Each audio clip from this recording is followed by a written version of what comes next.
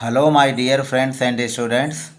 इस वीडियो में मैंने कीप और कीप्स का यूज करके हिंदी सेंटेंसेज को इंग्लिश सेंटेंसेज में ट्रांसलेट करने के बारे में चर्चा किया है और इसके बाद के वाक्यों में कीप ऑन और कीप्स ऑन का भी प्रयोग करके हमने वाक्यों को कंस्ट्रक्ट किया है इंग्लिश में।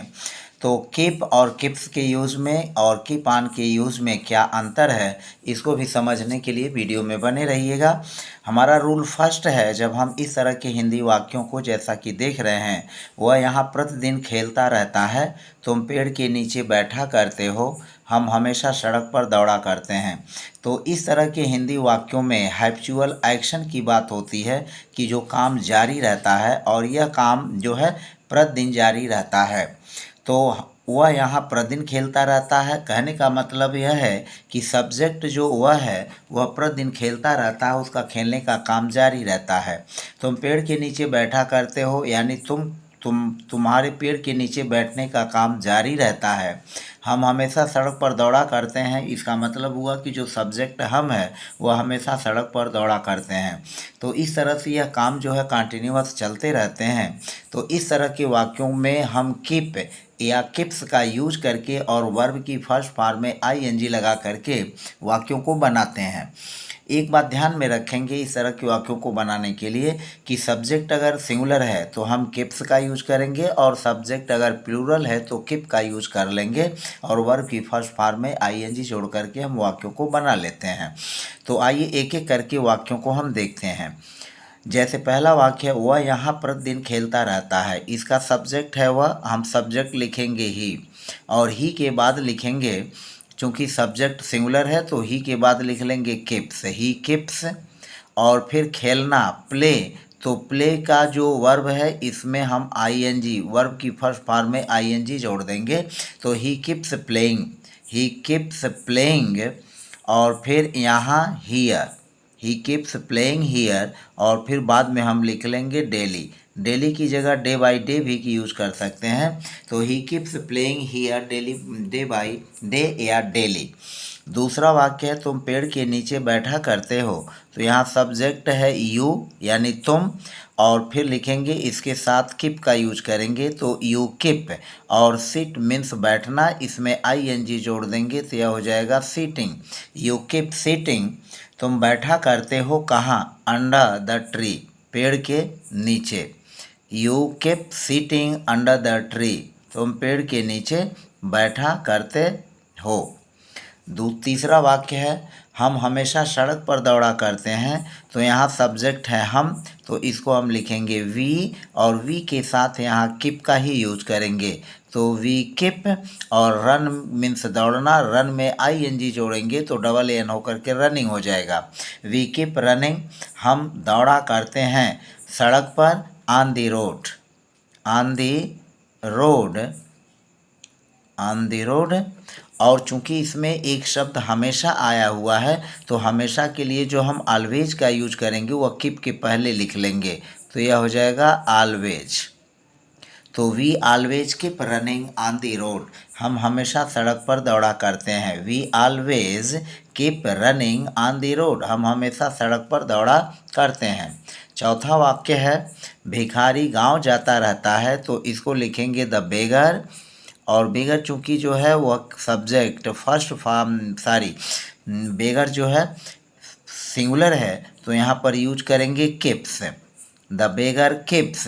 और गो मीन्स जाना, गो में आईएनजी जोड़ देंगे, हो जाएगा गोइंग, जाता रहता है, keeps going, the beggar keeps going. और कहाँ, टू विलेज, टू विलेज। तो the beggar keeps going to village, भिखारी गांव जाता रहता है। पांचवा वाक्य, क्या तुम दिन में सोते रहते हो। तो अब चूंकि यह वाक्य इंट्रोगेटिव है तो हम यहाँ पर डू का यूज करेंगे, do you, do you, do you keep, do you keep sleeping, do you keep sleeping in the day, do you keep sleeping in the day, क्या तुम दिन में सोते रहते हो। खिलाड़ी बस से क्यों आते रहते हैं।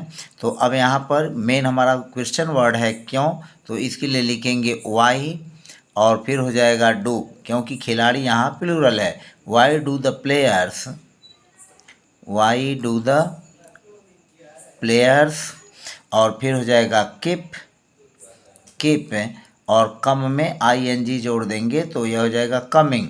Why do the players keep coming by bus, by the bus. फिर अगला वाक्य है, वह अक्सर गाली देता रहता है, तो इसके लिए लिखेंगे ही, और अक्सर को लिखेंगे आफन। ही आफन कीप्स, क्योंकि ही सिंगुलर है, ही आफन कीप्स। एब्यूज मीन्स गाली देना, इसमें आईएनजी जोड़ करके एब्यूजिंग कर देंगे। ही आफन कीप्स एब्यूजिंग, वह अक्सर गाली देता रहता है।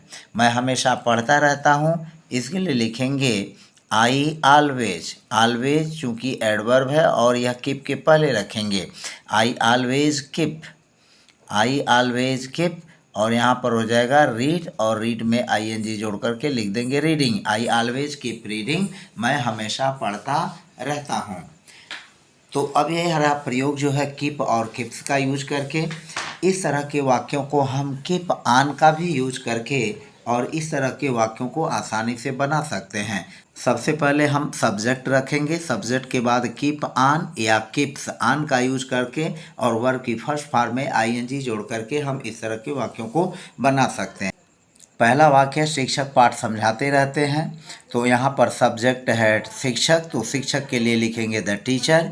चूँकि यहाँ पर टीचर को हमने सिंगुलर लिया है तो यहाँ पर हो जाएगा keeps on, the teacher keeps on.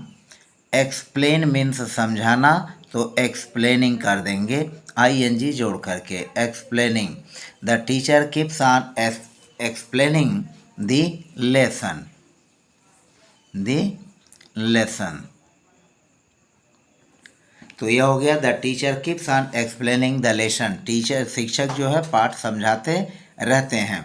दूसरा है, वह अपने पसंदीदा गाने गाती रहती है, वह अपने पसंदीदा गाने गाती रहती है, तो इसको लिखेंगे she keeps on, she keeps on singing, she keeps on singing her favorite songs. She keeps on singing her favorite song. She keeps on singing her favorite songs. Way park में खेलते रहते हैं, तो इसको लिखेंगे they keep on, they keep on playing, they keep on playing in the park, they keep on playing in the park. बच्चे सवाल पूछते रहते हैं, इसको लिखेंगे द चिल्ड्रन, या द किड्स भी लिख सकते हैं। The kids keep on asking questions. अगला है, कड़ी मेहनत करो, तो कड़ी मेहनत करते रहो, तो इसको लिखेंगे keep on working hard, keep on working hard, कड़ी मेहनत करते रहो। फिर मुस्कुराते रहो, इसको लिखेंगे कीप ऑन स्माइलिंग। यह इम्परेटिव सेंटेंस है, तो कीप ऑन से ही शुरू करेंगे। कीप ऑन स्माइलिंग, मुस्कुराते रहो, कोशिश करते रहो, keep on trying, keep on trying, कोशिश करते रहो, कीप ऑन ट्राइंग। यह हो गया कीप ऑन ट्राइंग। आगे बढ़ते रहो, इसको लिखेंगे कीप ऑन